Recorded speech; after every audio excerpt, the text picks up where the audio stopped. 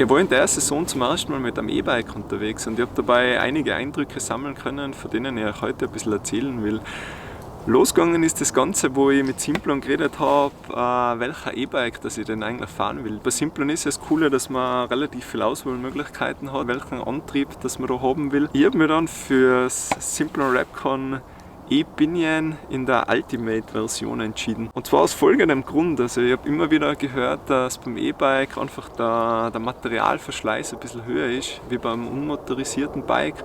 Und das betrifft vor allem die Kette und die Kassette. Da habe ich mir gedacht, das trifft sich super gut, dass Simplon gerade mit dem Rapcon E-Pinion ein Bike rausgebracht hat, das die Pinion MGU verbaut hat. Es vereint praktisch einen Motor und das Getriebe alles in einer Einheit. Deshalb Motor-Getriebe-Unit oder Einheit. Das Ganze funktioniert mit einem Riemenantrieb und man hat dadurch kein Schaltwerk und keine Kassette mehr. Bei dem Bike habe ich einen Schwerpunkt ziemlich zentral. Dadurch, dass man hinten keine Kassette und kein Schaltwerk mehr hat, spart man sich hinten einiges an ungefederter Masse.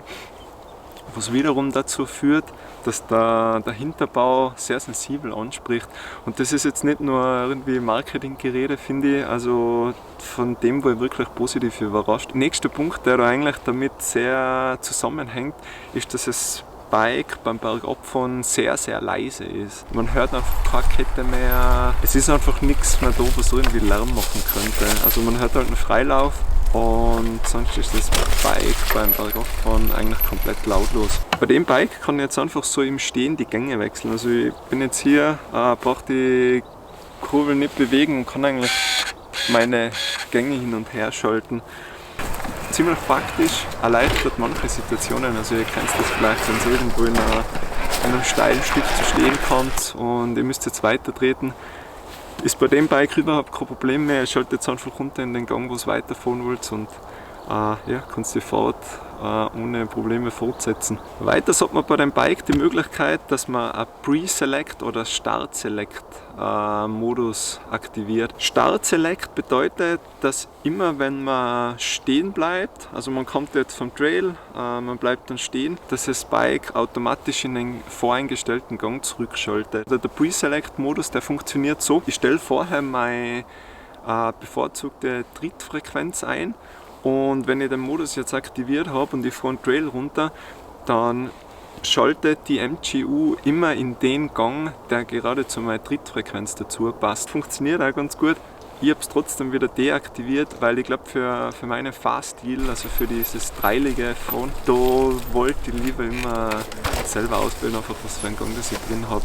Aber für normale Trails funktioniert das eigentlich ziemlich gut und kann ich sehr empfehlen. Einer der Punkte, die mir ein bisschen negativ aufgefallen sind bei dem ganzen System, ist, dass es relativ wenig Einrastpunkte hat. Also das fällt natürlich mir als Trailfahrer ein bisschen verstärkt auf als dem normalen Mountainbiker. Aber gerade wenn ich immer so Situationen habe, wo ich so kleine Pedal-Kicks mache,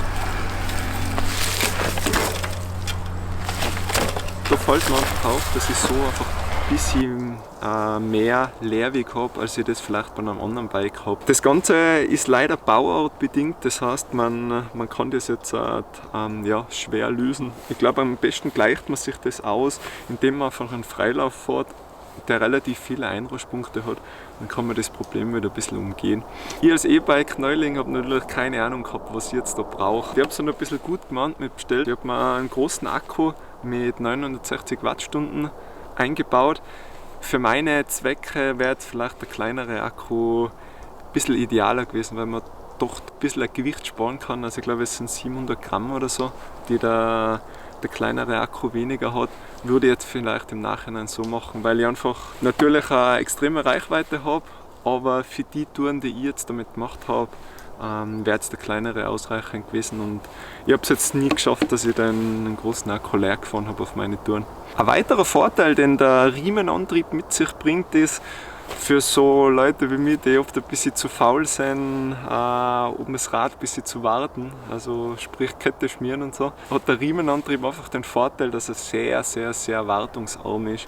Also Pinion sagt, man macht einfach alle 10.000 Kilometer einen Ölwechsel beim Getriebe und mehr braucht es eigentlich nicht an Wartung. Also eben für Faule wie mich wahrscheinlich das ideale System. Wer jetzt das Pinion zum Beispiel schon länger fährt, für den empfiehlt sich, dass man regelmäßig die Software-Updates macht. Gerade das letzte Update hat, glaube ich, einige Änderungen gebracht, die sehr, sehr positiv sind im puncto Fahrverhalten. Ein weiteres Thema, das im Internet ziemlich viel diskutiert ist, dass der Motor ein bisschen lauter ist vielleicht. Und da stimme ich zu, also er ist vielleicht ein bisschen lauter wie ein Bosch oder so. Er hat zwischen dem 4. und 5. Gang hat er so einen Sprung drin. Also Gänge 1 bis 4 sind ein bisschen lauter. Dann die Gänge 5 bis 8 sind ein bisschen weniger laut. Und dann der nächste Sprung ist zwischen Gang 8 und Gang 9.